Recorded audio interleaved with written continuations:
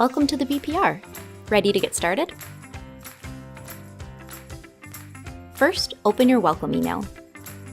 Inside, you'll find your login information, plus a bunch of other cool stuff, like handy tutorials to help you get started, and support numbers in case you need help. Alright, let's get started by logging in. In your email, click the link to download the BPR. Once it's installed, open the app.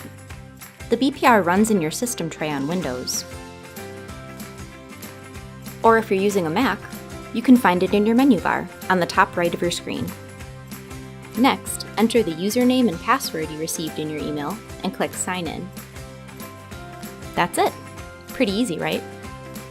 Now you're ready to start using the BPR. Check out some of our other videos to help you start using the BPR.